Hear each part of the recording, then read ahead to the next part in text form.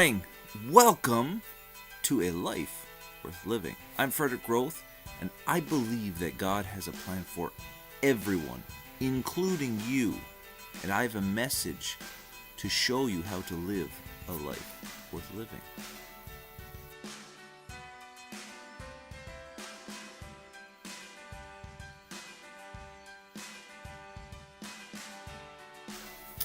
This morning, Genesis chapter 16, a great life lesson here. Really amazing. This is the story of Abraham and Sarah and waiting for the promise of God.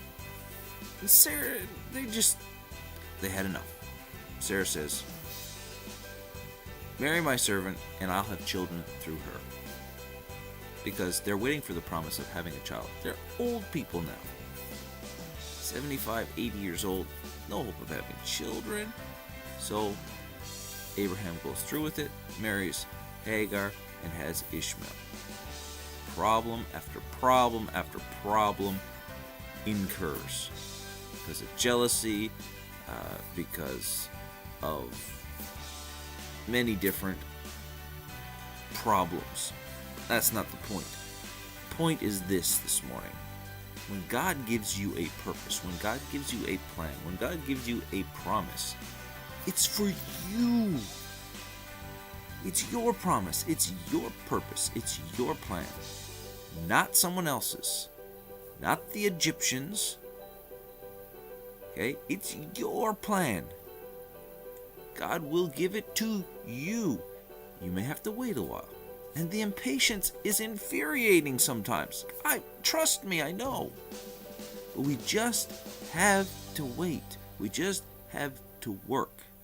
As it says in the New Testament, occupy until I come. In other words, do something that will benefit you until the promise comes.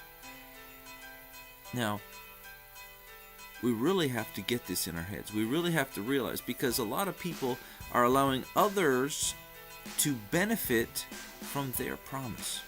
They're allowing others to live in their promise. Why would I do that?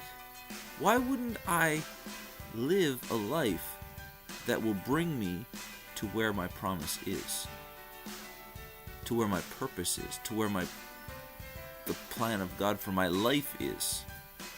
See, so often the problem that we have is impatience. Now, what happened because of Abraham and Sarah's impatience? Ishmael was born. Why does that matter? Well, it matters because God promised to bless Ishmael because Ishmael was a son of Abraham, and God promised to bless Abraham. So Ishmael got some of God's blessing, regardless of the fact that he wasn't even supposed to be alive. Isaac was the promised child, not Ishmael. Anyway, Ishmael goes on to have 12 sons, 12 lords. All the Arabic countries, well, not all, most of the Arabic countries around Israel are Ishmael's children. Do I need to say more? They're trying to destroy the earth. They're trying to destroy Israel. They're trying to take over the earth through their own religion. This would have never happened if Sarah and Abram would have just been patient. See, our promise is our promise. When we step beyond our promise and try to get it a different way than the way God planned, we are going to set ourselves up for long-term problems. So be patient. What do we got to do in the interim? Grow.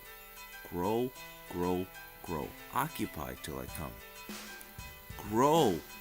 Make yourself so that you are ready to receive that child, that promise, that plan. Make yourself ready. You know, a lot of people that my wife and I have talked to, or especially my wife has talked to over the years about being able to have children. They just simply needed to lose weight. You've got to grow. You've got to have discipline. See, when we do things beyond the scope of our promise, it causes problems.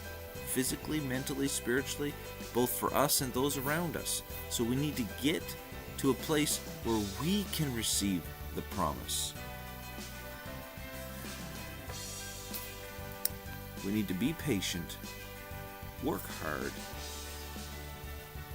be patient and work hard at growing into your promise. When you've grown into your promise, you will receive it. But you gotta grow into it. You gotta grow into it. So, as always, my challenge to you this morning is go and live a life worth living. Grow into your promise.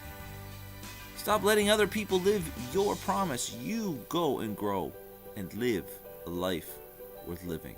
Do it now.